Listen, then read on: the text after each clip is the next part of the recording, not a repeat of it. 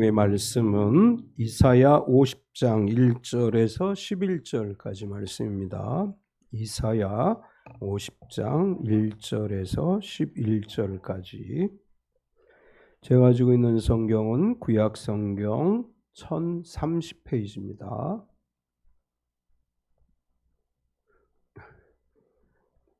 할머니가 류연히 찾아 나갔다. 이사야 50장 1절에서 11절까지 우리 같이 천천히 합독하겠습니다. 나 여호와가 이같이 말하노라. 내가 너희의 어미를 내보낸 이혼 증서가 어디 있느냐? 내가 어느 체주에게 너희를 팔았느냐? 보라, 너희는 너희의 죄악으로 말미암아 팔렸고 너희 어미는 너희의 배역함으로 말미암아 내보냄을 받았느니라. 내가 왔어도 사람이 없었으며 내가 불러도 대답하는 자가 없었음은 어찌 됨이냐? 내 손이 어찌 짧아 구속하지 못하겠느냐? 내가 어찌 건질 능력이 없겠느냐? 보라, 내가 꾸짖어 바다를 마르게 하며 강들을 사막이 되게 하며 물이 없어졌으므로 그 물고기들이 악취를 내며 갈아여 죽으리라. 내가 흑암으로 하늘을 입히며 굵은 배로 덮느니라. 주 여호와께서 학자들의 혀를 내게 주사 나로 권고한 자를 말로 어떻게 도와줄 줄 알게 하시고 아침마다 깨우치시되 나의 귀를 깨우치사 학자들같이 알아듣게 하시는도다. 주 여호와께서 나의 귀를 여셨으므로 내가 거역하지도 아니하며 뒤로 물러가지도 아니하며 나를 때리는 자들에게 내 등을 맡기며 나의 수염을 뽑는 자들에게 나의 뺨을 맡기며 모욕과 침뱉음을 당하여도 내 얼굴을 가리지 아니하였느니라. 주 여호와께서 나를 도우심으로 내가 부끄러워하지 아니하고 내 얼굴을 부싯돌같이 굳게 하였으므로 내가 수치를 당하지 아니할 줄 아노라. 나를 의롭다 하신 이가 가까이 계시니 나와 다툴 자가 누구냐? 나와 함께 설지어다. 나의 대적이 누구냐? 내게 가까이 나올지어다. 보라, 주 여호와께서 나를 도우시리니 나를 정죄할 자 누구냐? 보라, 그들은 다 옷과 같이 헤어지며 좀이 그들을 먹으리라.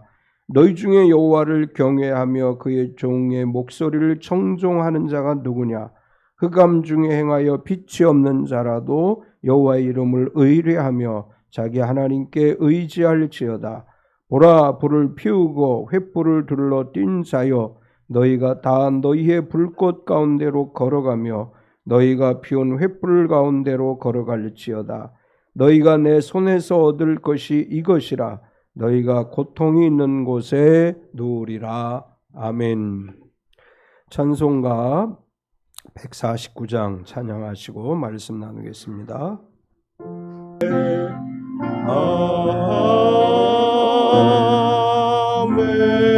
아멘.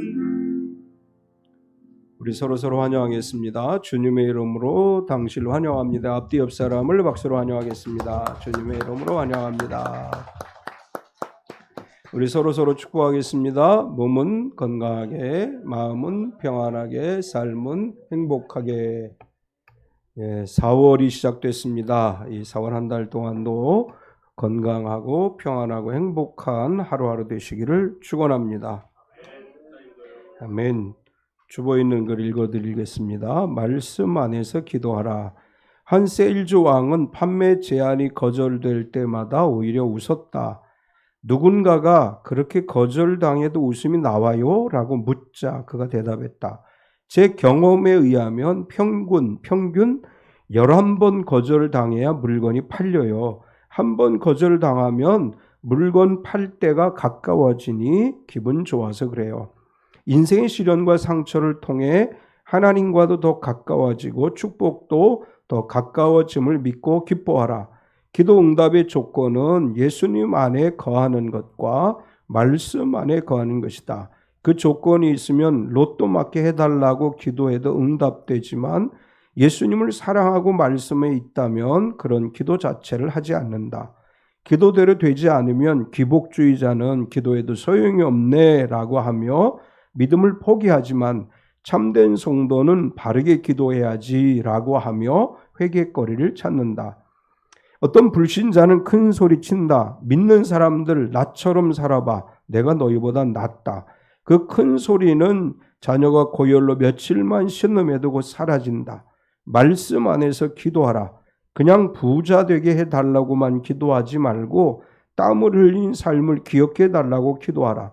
기도는 공짜 심리를 유발하기보다 땀을 유발하는 것이어야 한다. 하나님은 땀을 흘리고 대가를 치르려는 마음을 가진 성도의 기도에 기쁘게 응답하신다.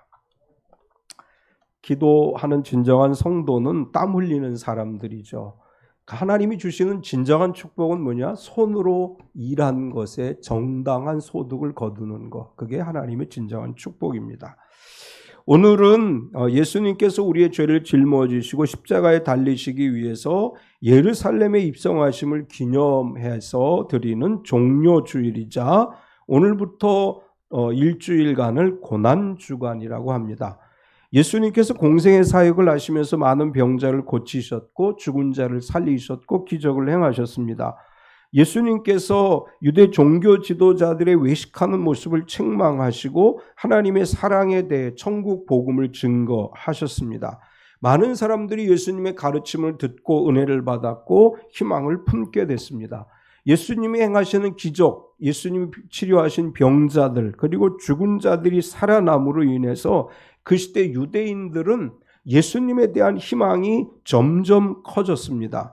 사는 것이 힘들고 로마의 지배를 받고 있고 오랫동안 기근이 있었던 팔레스틴 땅에 예수님은 그들에게 희망이었고 예수님의 시대가 열리기를 간절히 기대하는 상황이었습니다.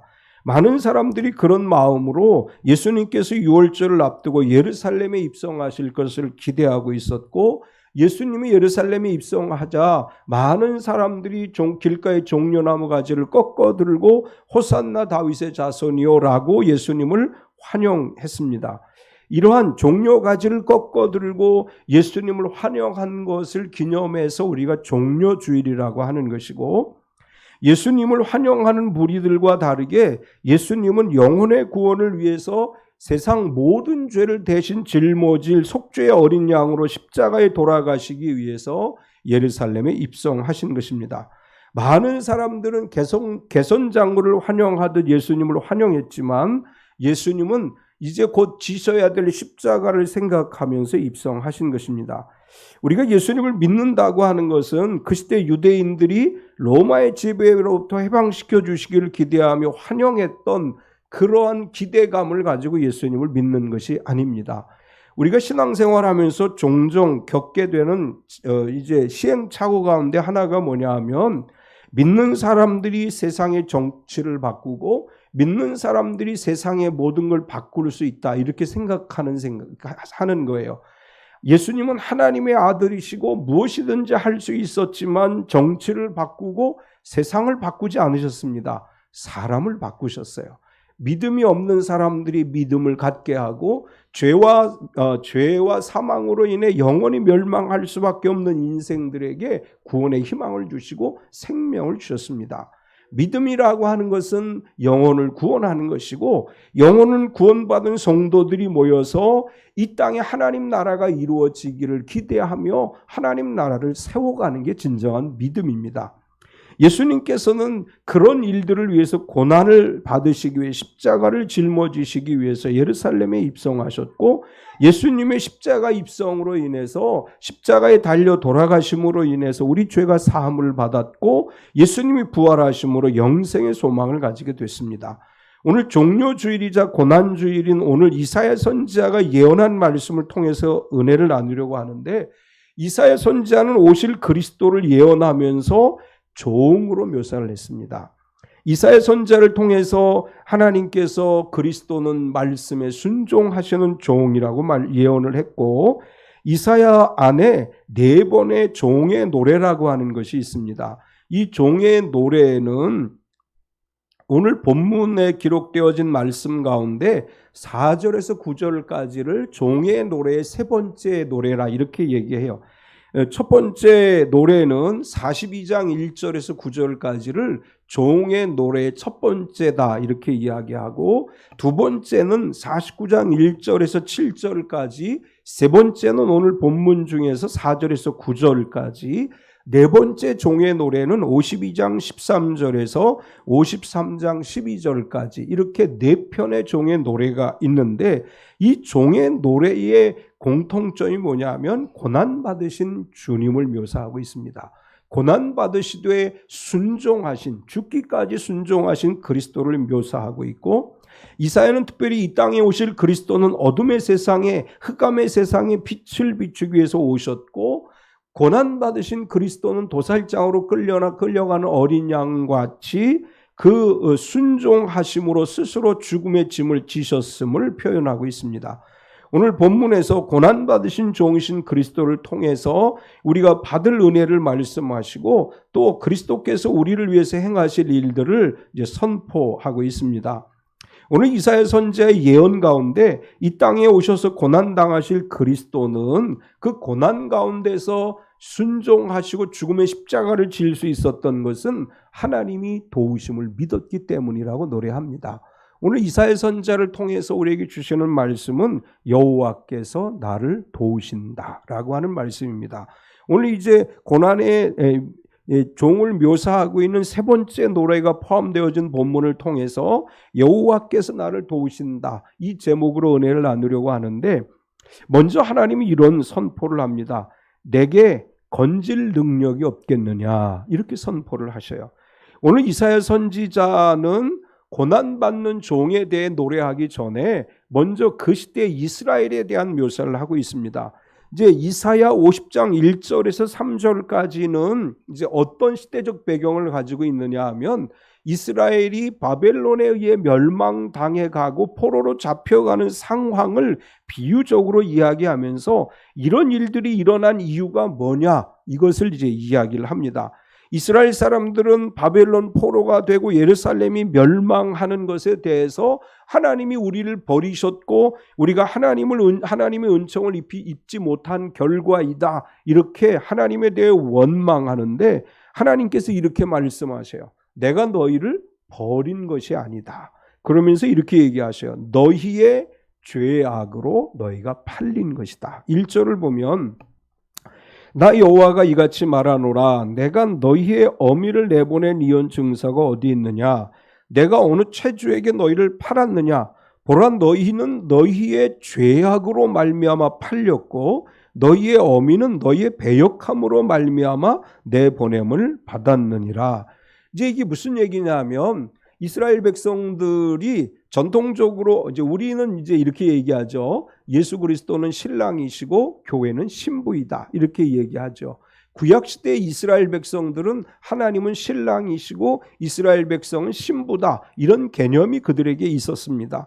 그래서 이제 이렇게 그들이 하나님을 향해서 원망해요. 하나님 어찌해서 우리 어미에게 이혼 증서를 줘서 내보냈고 우리를 빚쟁이들에게 팔아버렸습니까? 이제 바벨론 포로로 잡혀가는 상황에 대해서 하나님이 우리를 버리셨기 때문에 우리가 이런 고난을 당하는 것이다, 이렇게 원망하는 것에 대해서 하나님이 이렇게 말씀하셔요. 나는 너희에게 이혼 증서를 준 적이 없다. 내가 너희를 내쫓은 적이 없다. 또 내가 체주에게 너희를 팔지 않았다. 나는 너희에게 아무것도 하지 않았다. 너희가 지금 이렇게 버려지고 이 바벨론에 의해서 곧 이제 포로가 되어 가는 상황은 무엇 때문이냐 하면, 그것은 너희의 죄악으로 말미암아 된 것이다. 내가 너희를 버리거나 내가 너희를 사랑하지 않거나 내가 너희를 팔아버린 게 아니고, 너희가 스스로 죄를 지었고 죄 문제가 해결되지 않아서 너희가 이제 버림받은 것이고 멸망에 이르게 된 것이다. 이렇게 하나님께서 그 상황에 대해서 말씀을 하시고, 계속해서 하나님이 이렇게 말씀하십니다. 그런 상황 속에서 내가 너희를 불러도 대답이 없다. 2절을 보면 내가 왔어도 사람이 없었으며 내가 불러도 대답하는 자가 없었으면 어찌 됨이냐. 내 손이 어찌 짧아 구속하지 못하겠느냐? 내가 어찌 건질 능력이 없겠느냐? 보라, 내가 꾸짖어 바다를 마르게 하며 강들을 사막이 되게 하며 물이 없어졌으므로 그 물고기들이 악취를 내며 갈하여 죽으리라. 이제 이스라엘 백성들이 바벨론에 의해서 고난을 당하는 상황에서 하나님이 우리를 버리셨어. 이혼 증서를 써서 우리를 내보내셨어. 빚쟁이에게 팔듯이 우리를 노예로 팔아버리셨어. 이렇게 생각하는 것에 대해서 그게 아니고 너희 죄 때문에 그렇게 된 것이다. 이렇게 말씀하시고, 또 하나님께서 너희를 그런 가운데서 건져내기 위해서 내가 너희를 찾아갔는데 내가 가니까 너희가 없었고 내가 너희를 불러도 너희가 대답하지 않았다. 이것은 하나님이 선지자들을 통해서 이스라엘에게 말씀하신 것을 의미합니다. 선지자들을 보내서 하나님이 부르셨어요. 예레미야 선지자를 통해서 하나님이 말씀하십니다. 너희는 여호와의 말씀을 들으라. 그런데 그들이 응답하지 않아요. 하나님의 부르심에 그들이 반응하지 않을 뿐만 아니라 선지자들을 핍박하고 죽이고 옥에 가두고 이런 일들을 저질렀습니다. 이사야 선지자를 통해서 하나님 그것을 지적하시는 거예요. 내가 선지자들을 통해서 너희를 불렀는데 너희가 응답하지 않았다. 이것은 오실 그리스도에 대한 예언이기도 합니다. 예수님께서 인간의 몸을 입고 이 땅에 오셔서 예수님께서 종교 지도자들에게 말씀하는데 그들이 예수님의 부름에 응답하지 않고 예수님을 거부하고 예수님을 십자가에 못 박아 죽이려고 합니다. 이 예수님께서 그들을 향해서 끊임없이 돌아오라고 외치셨죠. 회개하라, 천국이 가까웠다 외쳤지만 그들이 응답하지 않았습니다. 오늘 이 시대에도 마찬가지입니다. 하나님은 전도자들을 통해서 죽어가는 영혼들을 부르셔요. 예수 믿고 구원받으라고 우리가 가서 복음을 전하는데 사람들이 응답하지 않습니다. 사람들이 들으려고 하지 않습니다. 그것에 관해서 지적을 하시는 거예요. 내가 너희를 부르는데 너희가 응답하지 않고 내가 너희를 오라고 외치고 있음에도 불구하고 복음을 외면하고 각기 제 길로 가고 있다. 이렇게 하나님이 책망하시는 것입니다. 하나님의 부르심을 외면하는 이스라엘 향해서 하나님 또 이렇게 말씀하셔요. 내가 건질 능력이 없겠느냐. 2절 뒷부분을 보면 내가 어찌 건질 능력이 없겠느냐. 보라, 내가 꾸짖어 바다를 마르게 하며 강들을 사막이 되게 하며 물이 없어졌으므로 그 물고기들이 악취를 내며 가라에 죽으리라. 내가 너희를 찾아도 너희가 응답하지 않는 이유가 뭐냐 하면 그들이 이렇게 생각했다는 거예요. 하나님은 우리를 바벨론에서 건질 만한 능력이 없으신 분이야. 우리가 포로로 잡혀가는 이 상황에서 하나님은 우리를 구원하실 능력이 없으셔. 그래서 어떤 사람들은 예레미야 선지자의 외침을 거부하고 애굽으로 내려갑니다. 어떤 사람들은 바벨론과 대항해서 싸우려고 합니다. 여호와 하나님의 말씀을 듣지 않고 자기들의 방법으로 그 문제를 해결해 보려고 하는 거예요. 역사적으로 보면 바벨론이 등장하기 전에 아수르라고 하는 아주 강대한 나라가 있었습니다. 이 나라가 북이스라엘을 멸망시켰죠. 이 아수르라고 하는 나라가 애굽이 이르기까지 영토를 확장하고, 그런데 역사를 보면 바벨론에 의해 아수르가 일순간에 무너져 버려요. 그러니까 그 시대 유대인들이 생각하기에 이 바벨론이라고 하는 나라는 너무나 강대한 나라인데 하나님은 우리를 건지실 만한 능력이 없다고 생각을 했다는 것입니다. 이스라엘을 향해서 하나님 말씀하십니다. 내가 손이 짧아 너희를 구원하지 못하겠느냐? 내가 너희를 건질 능력이 없겠느냐? 어리석고 미련한 자들아, 이렇게 말씀하시는 것입니다. 하나님 우리가 어떤 상황에 처하든지 능히 건져내시고 구원하실 능력이 있으신 하나님이십니다. 우리가 아무리 힘들고 어려워도 하나님 앞에, 하나님 왜 나를 건져주지 않습니까? 하나님 능력이 없으십니까? 내 앞에 바벨론이 있는데 하나님 왜 나를 이렇게 버려두십니까? 원망하는 우리들을 향해서 말씀하셔요. 나는 너를 건질 능력이 있고 너를 구원할 능력이 있다. 하나님 우리가 생각하는 것보다 더 넘치도록 능히 하시는 하나님이십니다.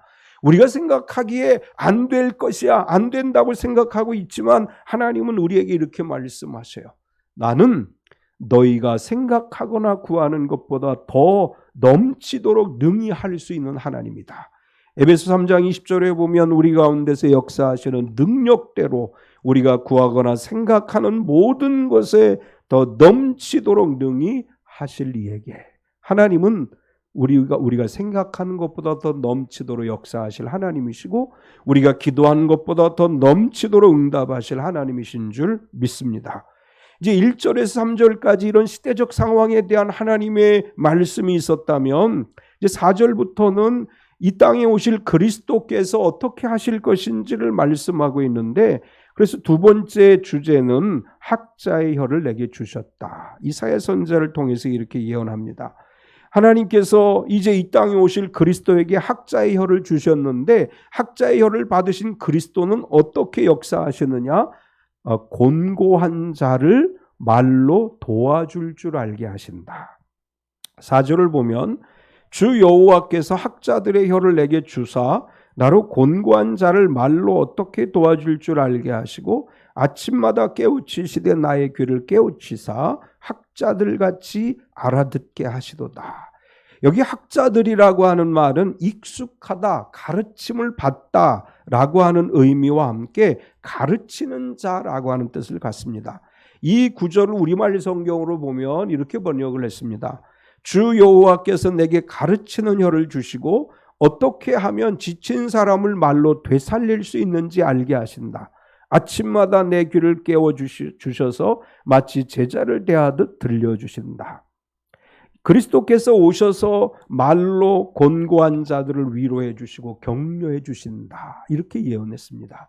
우리가 마태, 마가, 누가, 요한복음을 보면 예수님이 그 시대에 고난당하는 사람들에게 찾아오셔서 위로해 주셨고 그 시대의 죄책감에 사로잡혀 절망하는 사람들에게 말로 위로해 주시고 격려해 주셨음을 알 수 있습니다.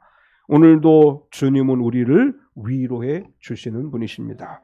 하나님의 말씀은 상처받은 영혼들을 위로해 주시고 절망하는 사람들에게 힘을 주시고 하나님의 말씀을 묵상할 때 그 말씀이 우리에게 능력이 되는 역사가 일어나는 줄 믿습니다. 예수님께서 마태복음 11장 28절에 수고하고 무거운 짐진 자들아 다 내게로 오라 내가 너희를 쉬게 하리라 말씀하셨습니다. 힘들고 어려운 일이 있거든 말씀을 펼치세요. 말씀을 묵상하세요. 주님의 말씀이 힘들고 어려운 상황을 이길 힘으로 우리에게 주어질 것이고 우리가 너무나 힘들어서 지쳐 있어서 어떻게 할지 모를 때 말씀이 우리에게 힘을 주어서 이기게 하시는 줄 믿습니다. 그리스도인들이 해야 될 일은 또한 말씀으로 위로하는 일이에요. 주변에 힘들어하는 사람들에게 말씀으로 위로해 주세요. 하나님을 믿는 사람이든 믿지 않는 사람이든 그 사람이 죄를 지었든 안 지었든 상관없어요. 우리가 해야 될 일은 그 사람들에게 가서 곤고한 자들을 말로 위로해 주는 일을 해야 돼요. 가서 위로해 주고 격려해 주고 칭찬해 줘서 힘들어하는 사람들이 힘을 얻게, 그래서 더불어 하나님 나라가 세워져 가도록 우리가 그런 일들을 감당해야 될 줄 믿습니다. 또한 말로 위로하게 하신 다음에 또한 아침마다 깨닫게 하신다. 4절 뒷부분에 보면 아침마다 깨우치시되 나의 귀를 깨우치사 학자들같이 알아듣게 하시도다. 이 구절을 공동번역으로 보면 이렇게 번역했어요. 주 야훼께서 나에게 말솜씨를 익혀주시며 고달픈 자를 격려할 줄 알게 다정한 말을 가르쳐 주신다. 아침마다 내 귀를 일깨워 주시어 배우는 마음으로 듣게 하신다.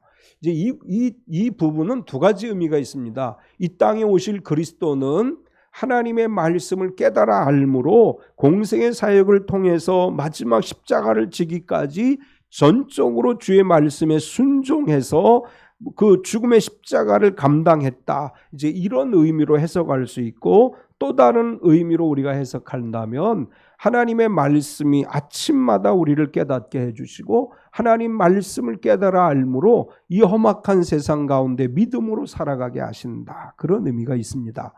아침마다 말씀으로 깨우침을 받고 아침마다 말씀으로 배움을 입어서 그 말씀을 가지고 매일매일의 삶을 승리하는 삶을 살아가는 우리 참빛교회 모든 성도가 되시기 바랍니다. 오실 그리스도께서는 이제 학자의 혀를 주셔서 깨닫게 하시고 거역하지 않고 물러가지도 아니하게 하겠다. 4절과 5절, 이제 4절은 봤으니까 5절 보겠습니다. 주 여호와께서 나의 귀를 여셨으므로 내가 거역하지도 아니하며 뒤로 물러가지도 아니하며. 오실 그리스도는 하나님의 말씀을 알고 그 말씀에 따라서 예수님이 감당해야 될 일들을 거역하지 않고 뒤로 물러가지도 않고 어떠한 상황에서도 죽음에 이르기까지 순종하셨음을 의미하는 것입니다. 이 구절과 연결해서 우리가 생각해 볼 수 있는 구절이 누가복음 22장 42절의 말씀이죠. 이르시되 아버지여 만일 아버지의 뜻이거든 이 잔을 내게서 옮기시옵소서. 그러나 내 원대로 마시옵고 아버지 원대로 되기를 원하나이다 하시니, 예수님은 하나님의 말씀을 거역하지 않으시고 예수님의 뜻이 아닌 아버지의 뜻을 따라서 순종하며 사셨음을 알 수 있습니다. 이사야 선지자가 예언한 것처럼 하나님의 뜻에 절대 순종하신 그리스도와 같이 오늘 시대를 살아가는 우리들도 하나님의 말씀에 절대 순종하는 삶을 살아가야 될 줄 믿습니다. 베드로전서 2장 21절에 보면 베드로는 이렇게 이야기를 합니다. 이를 위하여 너희가 부르심을 받았으니 그리스도도 너희를 위하여 고난을 받으사 너희에게 본을 끼쳐 그 자취를 따라오게 하려 하셨느니라. 예수님이 순종하신 것은 베드로 사도는 이렇게 얘기하는 거예요. 우리에게 본이 되시기 위해서 순종하신 것이다. 우리는 예수님을 따라가는 사람들이죠. 어떻게 따라가요? 하나님 말씀에 절대 순종하고 내게 주신 십자가를 짊어지고 주님을 따라가는 것입니다. 우리가 말씀에 따라서 순종하며 살아갈 때 성경에 약속하신 은혜가 우리 가운데 임하게 되고 성경이 말씀하시는 복이 우리 가운데 임하게 될 줄로 믿습니다. 세 번째로는 이제 이사야 선지자의 예언은 그리스도께서 고난을 당하실 때 도우시는 하나님의 은혜로 그 모든 고난을 견뎌낸다는 의미로 이야기하는데 나를 도우신다, 이렇게 이제 말씀을 합니다. 세 번째 주제는 고난 받으신 그리스도께서 이제 하나님을 의지함으로 말미암아 그 모든 고난을 이겨낼 것이고 고난 속에서 승리할 것임을 예언한 말씀입니다. 이사야 선지자는 그리스도께서 고난을 받으시지만 부끄러워하지 않으신다, 이렇게 예언을 했습니다. 6절에서 8절까지를 보면 나를 때리는 자들에게 내 등을 맡기며 나의 수염을 뽑는 자들에게 나의 뺨을 맡기며 모욕과 침뱉음을 당하여도 내 얼굴을 가리지 아니하였느니라. 주 여호와께서 나를 도우심으로 내가 부끄러워하지 아니하고 내 얼굴을 부싯돌같이 굳게 하였으므로 내가 수치를 당하지 아니할 줄 아노라. 나를 의롭다 하신 이가 가까이 계시니 나와 다툴 자가 누구냐? 나와 함께 설지어다. 나의 대적이 누구냐? 내게 가까이 나올지어다. 이사야 선지자는 그리스도의 고난을 예언하면서 하나님께서 도우시기 때문에 부끄러워하지 않으셨다. 얼굴을 부싯돌같이 굳게 하셔서 수치를 당하지 않게 하실 줄 알고 그 고난의 십자가를 지셨다. 우리가 예수님의 십자가를 이렇게 그림으로 보죠. 사실은 성경적으로 이야기하면 예수님의 모습은 벌겨 벗겨진 모습이죠. 아무것도 입지 않고 온몸이 채찍에 맞아서 갈기갈기 찢어진 모습이에요.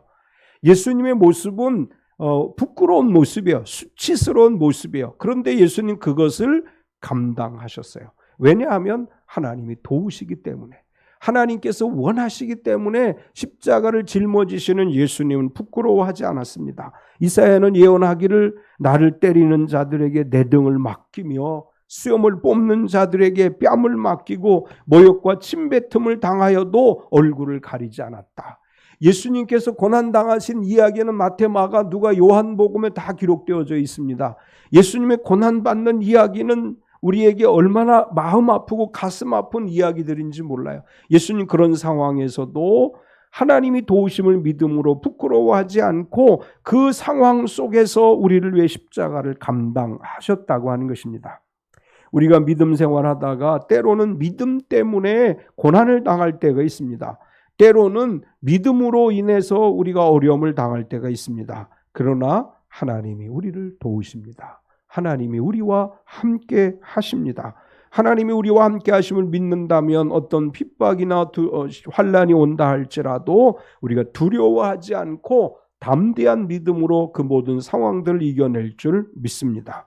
또한 하나님께서 함께 하시기 때문에 아무도 정죄할 수 없다. 이사야는 이렇게 예언을 했습니다. 9절을 보면 보라, 주 여호와께서 나를 도우시니 나를 정죄할 자 누구냐? 보라, 그들은 다 옷과 같이 헤어지며 좀이 그들을 먹으리라. 우리가 잘 아는 것처럼 예수님께서 십자가에 달려 돌아가신 것은 정죄를 당하신 게 아닙니다. 산헤드린 공회에서 예수님을 빌라도에게 넘겨주었죠. 사실 그들은 예수님을 정죄할 만한 증거를 가지고 있지 못했습니다. 빌라도가 예수님을 신문에 보니까 아무 죄도 찾지 못했습니다. 그래서 빌라도가 이렇게 이야기합니다. 나는 예수에게서 아무 죄도 찾지 못했다. 그러니 내가 채찍으로 몇 대 때려서 내주겠다. 유대 지도자들이 또 유대 지도자들의 선동을 받은 이들이 예수님을 십자가에 못 박으라고 외칩니다. 빌라도는 법적으로 예수님이 죄가 없다고 이야기합니다. 정죄하지 않았습니다. 그럼에도 불구하고 정치적인 이유 때문에 예수님이 십자가 처형을 언도하게 됩니다. 산헤드린 공회도 정죄하지 못했어요. 로마에서 파견되어진 빌라도 총독도 예수님을 정죄하지 못했습니다. 그러나 십자가에 달려 돌아가셨습니다. 예수님의 죽음을 목격한 백부장은 이렇게 고백합니다. 누가복음 23장 47절에 백부장이 그 된 일을 보고 하나님께 영광을 돌려 이르되 이 사람은 정령 의인이었도다 하고, 백부장이 보니까 정죄할 만한 죄가 이분에게 없었어요. 이분은 하나님의 아들이십니다. 그리고 백부장이 사형을 집행했던 백부장이 이렇게 얘기해요. 이분이야말로 의인이었다. 이분은 의인이고 죄를 지은 분이 아니다. 백부장이 그렇게 고백하는 것을 볼 수 있습니다. 바울은 로마서 8장 31절에서 이렇게 이야기합니다. 그런즉 이 일에 대하여 우리가 무슨 말하리요? 만일 하나님이 우리를 위하시면 누가 우리를 대적하리요? 하나님이 우리와 함께 하시고 하나님이 우리를 위하시면 아무도 우리를 정죄할 수 없습니다. 하나님이 우리와 함께 하시면 우리가 어떠한 상황에서도 정죄당하지 않고 하나님의 은혜 가운데 살아가게 될 수 있음을 성경은 이야기해 주고 있습니다. 이사야는 결론적으로 예언을 통해서 오늘 이 시대를 살아가는 그리스도인들에게 이렇게 이야기합니다. 여호와의 이름을 의뢰하며 의지하라. 10절에서 11절을 보면 너희 중에 여호와를 경외하며 그의 종의 목소리를 청종하는 자가 누구냐?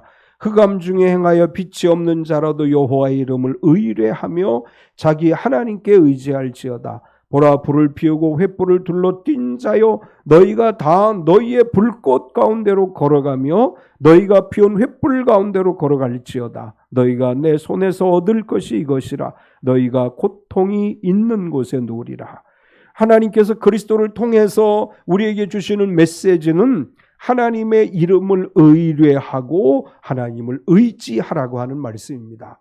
의뢰한다라는 말은 신뢰한다, 믿는다고 하는 뜻입니다. 하나님의 이름을 신뢰하고 하나님의 이름을 믿으라고 하는 말씀입니다. 인간을 입고 이 땅에 오신 예수 그리스도의 이름을 신뢰하고 그 이름이 우리를 구원했음을 믿어야 됩니다. 예수 그리스도께서 우리의 죄를 사해 주셨고 우리에게 영생을 주셨음을 믿어야 됩니다. 이것이 우리가 가져야 될 믿음이고, 예수님께서 죄와 사망에서 우리를 해방시켜 주시고 구원에 이르게 하셨고 영생의 소망에 이르게 하셨음을 믿고, 그리고 의지한다라고 하는 말은 기댄다고 하는 의미예요. 예수님의 이름에 나를 기대는 거예요. 예수님에게 나의 모든 것들을 기대고 그분의 도우심 가운데 살아가는 인생을 이야기합니다. 예수 그리스도의 이름을 믿고 부활하신 예수님에게 기대고 그 이름을 통해서 살아가는 성도가 되어야 될 줄 믿습니다. 우리가 살아가는 세상에 힘들고 어려운 일 많이 있습니다.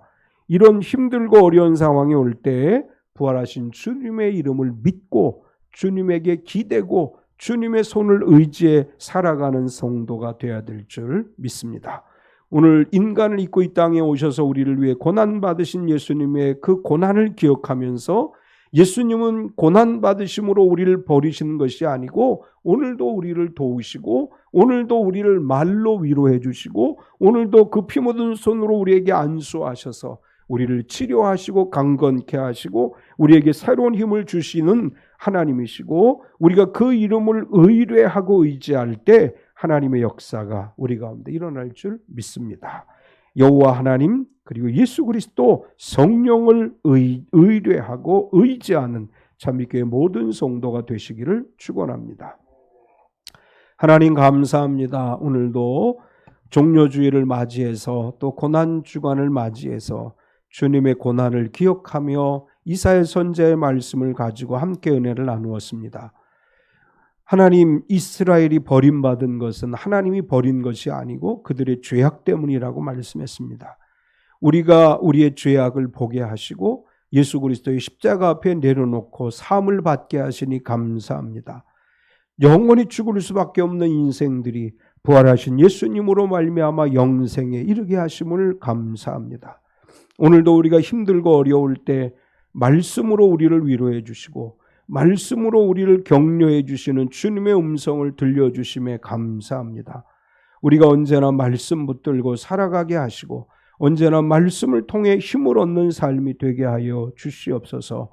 예수님을 의뢰하고 의지하게 하시고 온 우주 만물의 주이신 하나님 아버지를 의뢰하고 의지하게 하시고 우리를 도우시는 보혜사 성령님을 의뢰하고 의지하며 살아가는 삶이 되게 하여 주시옵소서. 예수님의 이름으로 기도드리옵나이다. 아멘. 우리 다 일어서서 복음교회 교리